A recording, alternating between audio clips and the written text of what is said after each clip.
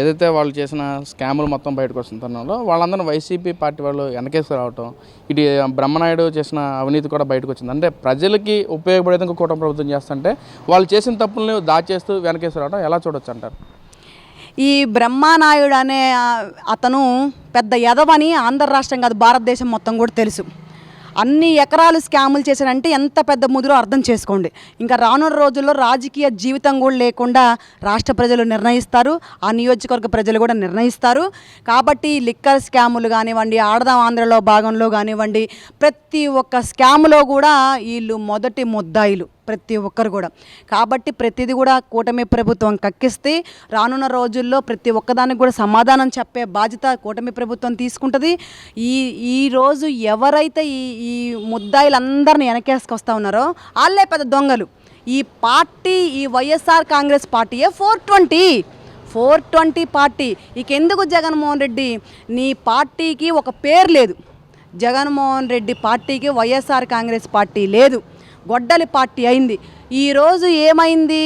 ఈరోజు మరలా ఇంకే పేరు పెట్టి పిలవచ్చు, మిమ్మల్ని స్కాముల పార్టీ అని పిలవచ్చు, కబ్జాల పార్టీ అని పిలవచ్చు, లిక్కర్ స్కాముల పార్టీ అని పిలవచ్చు మిమ్మల్ని. ఈరోజు దౌర్జన్యాల దోపిడీల పార్టీ అని కూడా పిలవచ్చు. మీకు ఈరోజు 100 పేర్లు పెట్టవచ్చు మీ పార్టీకి, మీ పార్టీ పేర్లకి. నందయ్యి 4 ఏళ్ళు బతికినా చాలు జగన్మోహన్ రెడ్డి. ఈ మాట కొన్ని 100 సార్లు చెప్పుంటా. పందయ్యి 10 ఏళ్ళు బతకాల్సిన అవసరం లేదు. ఏం చేస్తావు? పోయేటప్పుడు కనీసం నీ ఒంటి మీద బట్టలు కూడా లేకుండా కాలుస్తారు నిన్ను, ఎవరినైనా. అలాంటి దానికి ఎందుకు నీ తాపత్రయం? ప్రజల్లో మంచి పేరు సంపాదించుకోవాలి, 10 మంది మంచోడ్రా బాబు అని అనుకోవాలి. ఈరోజు నువ్వు ఒక పందిలాగా బతుకుతున్నావు ఆంధ్ర రాష్ట్రంలో. నందిలాగా నారా చంద్రబాబు నాయుడు గారి కుటుంబం బతుకుతూ ఉంది, నారా లోకేష్ గారు బతుకుతూ ఉన్నారు. మంచిని మంచిగానే చూస్తారు జగన్మోహన్ రెడ్డి. 4 రోజులు లేట్ అయినా మీరు ఏదైతే వాళ్ళని వెనకేసుకొస్తూ ఉన్నారో, మీరు దొంగలు కాబట్టి, మీది 420 పార్టీ కాబట్టి 420 వెనకేసుకొస్తారు. ఒకటి చిట్టా కాకపోతే ఇంకొకటి చిట్టా బయటకు వస్తాయి. వీళ్ళు వాళ్ళకి సపోర్ట్ చేస్తారు, వాళ్ళకి వీళ్ళు సపోర్ట్ చేస్తారు, వాళ్ళు నీళ్ళు వెనకేసుకొస్తారు, వాళ్ళని వీళ్ళు. ఎందుకంటే ప్రజలు వెనకేసుకురారు కాబట్టి, ప్రజలు తరిమేయడానికి సిద్ధంగా ఉన్నారు కాబట్టి వాళ్ళల్లో వాళ్ళే కుమ్మక్కులైపోయి ఎవడి హయాంలో ఎవడిది ఏది జరిగిందో, ఎవడిది బయటకు వస్తే ఆ పక్కన ఉన్నాడు వీళ్ళకి సపోర్టు, ఈడిది బయటకు వస్తే ఈడు ఆడికి సపోర్టు. కాబట్టి మీకు మీరే కొత్త అందులో మీరు ఆడిపోవాలి. కానీ ఇంకా బయట ఎవరు, రాష్ట్ర ప్రజలు మాత్రం ఇతర యావత్ భారతదేశం మొత్తం కూడా మీకు సపోర్ట్ చేయడానికి కానీ, మీకు వత్తాసు పలకడానికి కానీ, మీరు చేసిన తప్పుల్ని కప్పిపుచ్చడానికి ఈరోజు సిద్ధంగా లేరు, లేబోరు, ఉండబోరు అని కూడా తెలియజేస్తా ఉన్నాను. మీరు ఎవ్వరు కప్పిపుచ్చుకున్నా, ఎవరు ఏమి చేసినా రాజ్యాంగం లాగా నడుస్తుంది. ఈరోజు క్రమబద్ధంగా నడుస్తుంది. ఈరోజు చట్టాలు తన పని తాను చేసుకుంటూ పోతున్నాయి, నీతి నిజాయితీగా నడుస్తున్నాయి. కాబట్టి ఎవ్వడు తప్పించుకోవడానికి వీలు లేదు. సార్ నమస్తే, మీ పేరండి? నా పేరు మీరావళి అండి. మీరావళి గారు ఏం చేస్తారండి? నేను టైలరింగ్ వర్క్ చేస్తానండి. ఏంటి సార్, ఎలా ఉంది ప్రభుత్వ పనితీరు? ప్రజల్లో ఎలా ఉంది డెవలప్మెంట్ పరంగా? కానీ ప్రజలు అసలు ఏమనుకుంటున్నారు ఈ ప్రభుత్వం గురించి? బాగుందంటున్నారండి, ప్రజలు బాగా ఉందంటున్నారు. ఏ పరంగా? అభివృద్ధి పరంగా కానివ్వండి, జీవనోపాధి కానివ్వండి, ఏ ఇబ్బంది లేకుండా చక్కగా హ్యాపీగా ఉంటున్నారండి. అది అంటే పక్కన వైసీపీ నాయకులు మాట్లాడుతున్నారు, ప్రభుత్వ పథకాలు అసలు ఏమీ అమలు కావట్లేదు, మొత్తం 2 సంవత్సరాల పాలనలో వ్యతిరేక పాలనే కానీ డెవలప్మెంట్ అసలు ఏమీ లేదు, వెన్నుపోటు రాజకీయాలు చేస్తున్నారు చంద్రబాబు అంటున్నారు. మరి అట్లాంటిది ఏమీ లేదండి, అబద్ధాలండి అవి. ఎన్నిపూటి రాజకీయాలు అసలు ఆయన చేయరు, ఆయనకు అవసరం లేదు. చాలా చక్కగా అందరూ సంతోషంగా ఉన్నారు, చాలా చక్కగా పరిపాలన బాగానే ఉంది. మరి డిఎస్సి గురించి మాట్లాడదాం. మరి ఏంటి అసలు దాని మీద మీ ఒపీనియన్ ఏంటంటే, అవకతవకలు జరిగిందని వైసీపీ నాయకులు అంటున్నారు కదా? అవకతవకలు ఏం జరగలేదండి, అంతా బాగానే ఉంది. అది వాళ్ళు ఏంటంటే గిట్టనటువంటి వాళ్ళు ఏదో చెప్తూ ఉంటారండి. ఇంకా ఆ మాటలు మనం ఏం చెప్పగలం?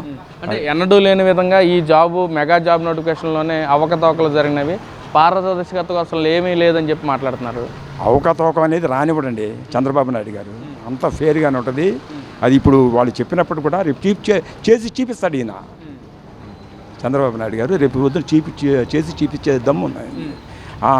చాలా చక్కగా చేస్తున్నాడు, పరిపాలన చాలా బాగుందండి, అందరూ హ్యాపీగా ఉంటుంది. అంటే ఒక్కొక్క పోస్ట్ వచ్చేసి 10 లక్షల నుంచి 15 లక్షల చొప్పున నమ్ముకున్నారని చెప్పి కూడా మాట్లాడుతున్నారు, ఎలిగేషన్స్ వస్తున్నాయి. ఉట్టిదేనండి, అబద్ధం అండి, మేము నమ్మం.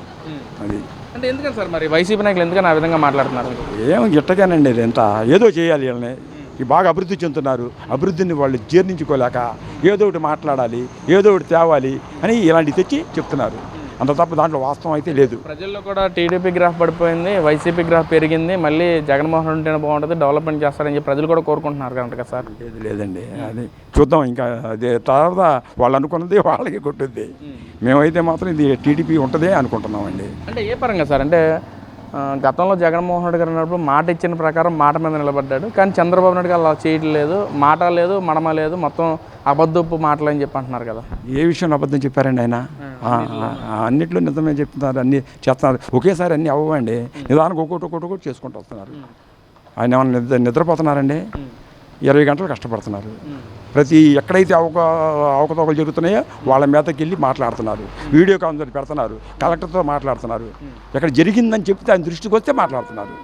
అక్కడ ఎందుకు జరిగింది అది నాకు సమాధానం చెప్పాలి అని మాట్లాడుతున్నారు. అంటే గతంలో ఇలా కలెక్టర్ కాన్ఫరెన్స్ మీటింగ్లు ఎప్పుడైనా జరిగాయి సార్ జగన్మోహన్ హయాంలో? జరగలేదండి. వాళ్ళు అసలు చెప్పేది పట్టించుకునేవాళ్ళు కాదు, జరిగేది కాదు.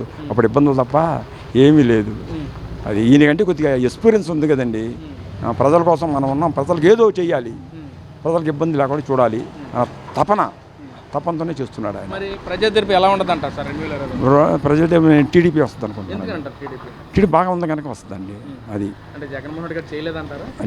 అంతే కదండి. మరి చేయకపోతే హీరు, చేస్తే వేస్తారు. అది